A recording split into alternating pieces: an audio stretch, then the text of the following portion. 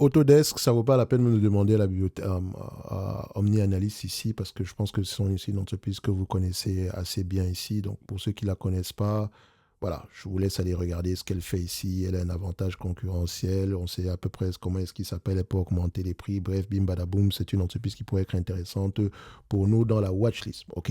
Comme je l'ai dit, le prompt en question, ce n'est qu'un parmi tant d'autres que vous pouvez retrouver dans la bibliothèque de prompts pour vous permettre d'accélérer vos différentes analyses fondamentales. Vous allez la retrouver ici. Vous allez retrouver ces prompts-là à ce niveau. Il y en a une trentaine, OK, qui répondent à des questions bien spécifiques, un peu plus en profondeur que ces réponses de surface qui nous donnent à peu près une idée générale de ce que l'entreprise fait.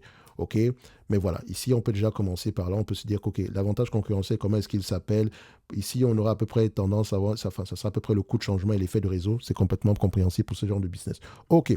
So, les risques également, vous allez comprendre, l'IA, machin, truc, vous connaissez la chanson. Je vais aller assez rapidement ici parce que ça ne devrait pas prendre plus de 5 minutes pour analyser une compagnie pareille. Croissance des revenus, on aime ça. Grosse margin ici, est-ce qu'on a une de plus en plus élevée? Stable avant tout, donc 92% de marge, ok, l'IA va nous tuer, peut-être que ce sera demain ou après-demain, je n'en sais rien. Marge EBITDA ici, oh, même chanson, ok. Ensuite, qu'est-ce que je regarde? Free cash flow, net income, est-ce que les deux parlent le même langage? Quand on prend les free cash flow et les net income, on les compare. Qu'est-ce qu'on a? On a à peu près des free cash flow bien plus élevés que ça. J'aime ce que je vois présentement. Dette net sur EBITDA, on veut une entreprise qui n'est pas endettée du tout, donc 0,0, oh, presque rien du tout. Le marché paye combien de fois les bénéfices pour ce genre d'entreprise? Donc, quand on normalise, enfin, quand on prend en considération les next seulement ici, je ne paierai pas plus de 25 fois les bénéfices pour ce type d'entreprise. Bon, vu la période actuelle, etc., ça peut être. Voilà, il y a beaucoup de pessimisme ambiant au niveau des compagnies de logiciels. OK? D'accord. So, pour ce genre d'entreprise également, il faut toujours aller regarder les SBC par rapport aux revenus. Comme je l'ai dit, les SBC, on peut les expliquer de plusieurs manières. Parfois c'est bon, parfois ce n'est pas bon du tout, etc. Mais c'est quand même 10% du revenu et 11% du revenu, c'est les SBC. Ce qui sous-entend que votre free cash flow, au lieu d'être de 33%, le vrai free cash flow est peut-être aux alentours d'une vingtaine de pourcents. OK? Parce qu'il faut enlever les SBC. Et donc, si on calcule cette compagnie en prenant en considération les SBC dans nos calculs, c'est un élément qu'il va falloir attendre, il va avoir tendance, qu'on devrait, enfin, il faudrait être à l'aise avec. OK? La première chose que je vais faire, je laisserai moi les SBC. Je vous encourage à les enlever de manière générale. Moi, ça ne me dérange pas de les laisser correctement. Et les laisser, de toute façon, je paierai 20 fois les bénéfices. Et encore, je trouve que ces SBC sont de plus en plus élevés, mais dans cette industrie, pour avoir des employés de qualité, il faut parfois, ils demandent toujours un intéressement. Ils demandent généralement un intéressement. Donc, si elle arrête les free cash flow, si elle arrête les SBC, elle aura peut-être moins d'employés qualitatifs. Moins d'employés qualitatifs sous-entend peut-être un travail qui ne sera pas aussi performant que ça, ou bien des produits moins performants, etc. Donc, une fuite des talents. En tout cas, je vais laisser ça à ce niveau, parce que je comprends le principe des SBC. Je comprends également que ça peut être un avantage à un certain prix, comme un inconvénient à un certain prix. Le prix actuel, est-ce que c'est un avantage ou un inconvénient? Au prix actuel, c'est un inconvénient. Parce que quand on émet des actions, ça nous dilue de plus en plus. Bon, derrière ça, le business, l'entreprise a tendance à racheter les actions. Et le buyback yield, selon moi, vu qu'on a 10% en moyenne de dilution, je veux un buyback yield généralement qui va se rapprocher de ce chiffre-là. Pour le moment, il est plutôt timide ici, mais en fait, il faudrait qu'il soit cumulatif. C'est pour ça que je ne peux pas tirer des conclusions avec cet élément-ci, mais il y a des buybacks. Comme vous pouvez le voir ici, si on prend en considération le nombre d'actions, techniquement, il diminue, grosso modo. Donc, il y a un buyback continuel ici.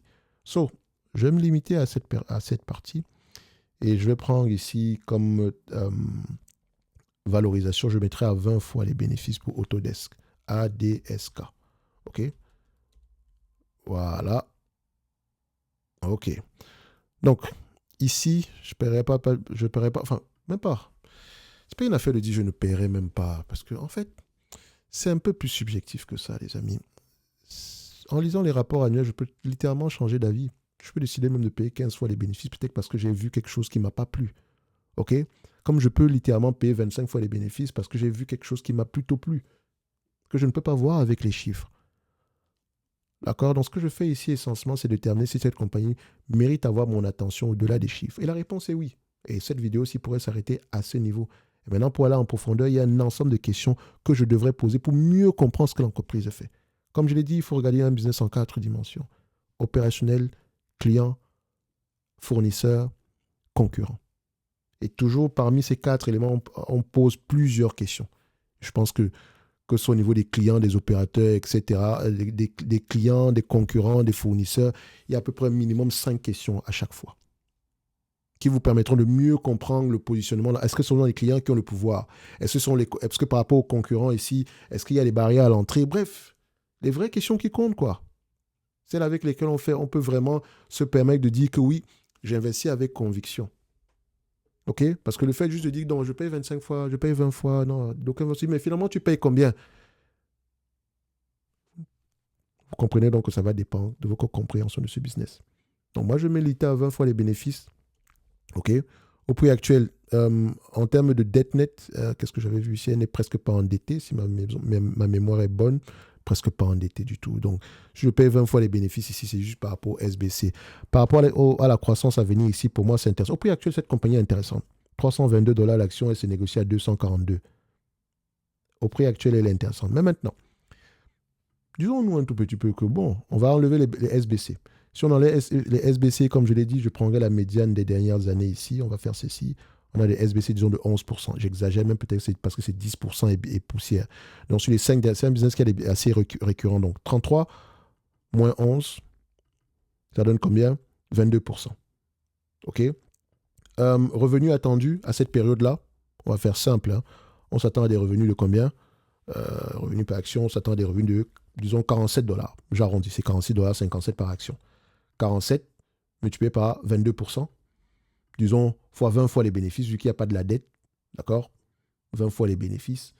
Donc, on arrive à quelque chose en tout de 206 dollars l'action, qui est presque le prix actuel. Donc, on dit, oui, mais c'est surévalué ici, le prix actuel est surévalué. Non. J'ai pris 20 fois les bénéfices. OK? Si je prends 25 fois, ça donne 250.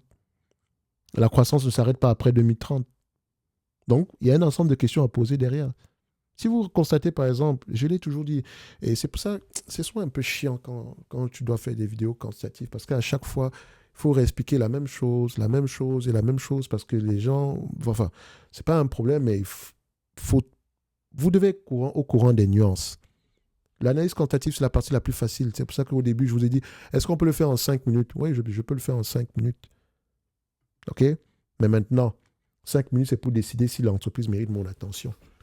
Et ça peut me prendre quelques heures pour me dire, oh, peut-être que je vais aller un peu plus, peut-être que je vais acheter une première position juste pour me rappeler que cette compagnie existe.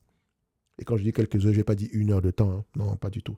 Bref, pour moi, en date d'aujourd'hui, je vais passer par la première formule que j'ai utilisée tantôt et je mettrai 20 fois les bénéfices qui vont me donner un target price aux alentours ici comme je l'ai dit, aux alentours des 320 dollars, 322 dollars, littéralement 200, on a 100 dollars de plus que précédemment ici.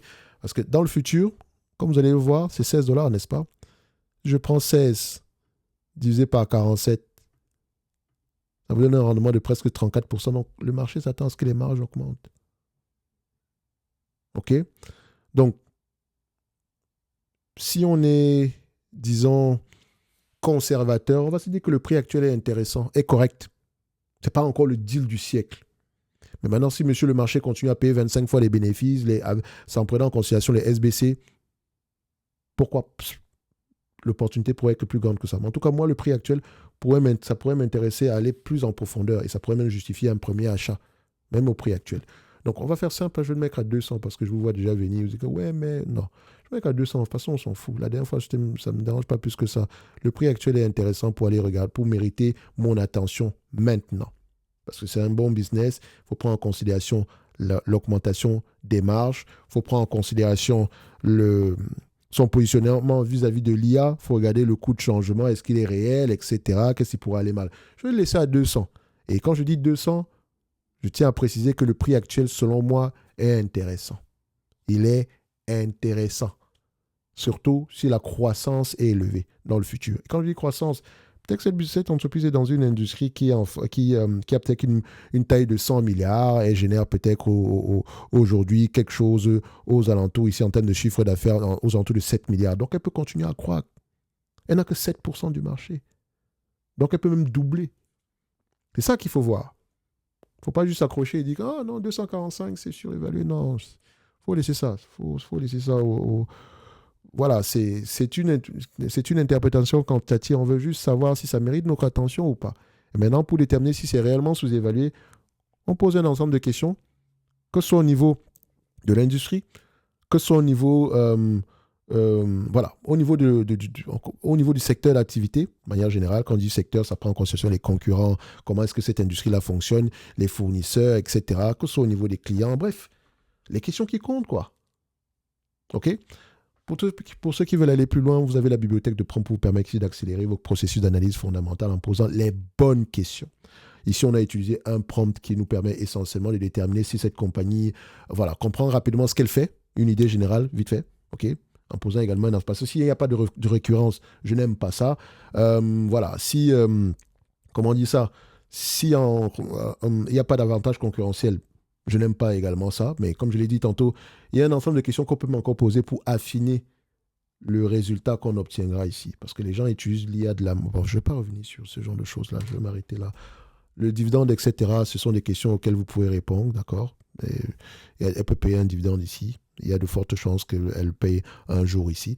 Et en tout cas, au prix actuel, pour quelqu'un qui s'intéresse à Autodesk, ça serait intéressant de commencer à regarder l'entreprise maintenant. OK?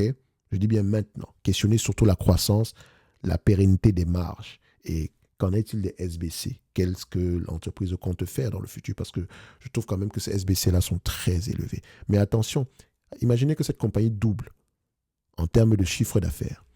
Les SBC qui représentent 10% du chiffre d'affaires aujourd'hui vont peut-être représenter 5% demain.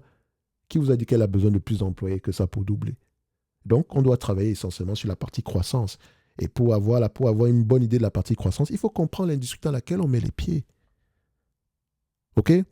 Donc, faites attention, il y a toujours des nuances. On veut faire du stock picking sérieusement et donc les chiffres, ça nous permet essentiellement de savoir où est-ce qu'on va, est-ce que l'entreprise mérite notre attention et également quel type de questions, voilà, qu'est-ce qui s'est passé en 2024, pourquoi les free cash flow étaient moins élevés, 2025, etc. Voilà, point. Et maintenant, par rapport à la stratégie mise en place, pour savoir que la stratégie fonctionne, il faut que ça se voit également au niveau des chiffres. OK? La stratégie, on ne va pas la voir en regardant les chiffres, en regardant ça. Il faut savoir quelle est la stratégie actuelle et il faut faire le monitoring derrière. Est-ce que ce qu'ils ont promis, ils l'ont fait? Ou bien ils ont l'habitude de promettre et de ne pas faire? Ça pose des questions au niveau du management. Bref, cette compagnie mérite d'avoir une place dans notre watch. Elle mérite notre attention au-delà des chiffres. Ce n'est que mon avis et non un conseil d'investissement. Comme d'habitude, je me réserve royalement le droit de me tromper.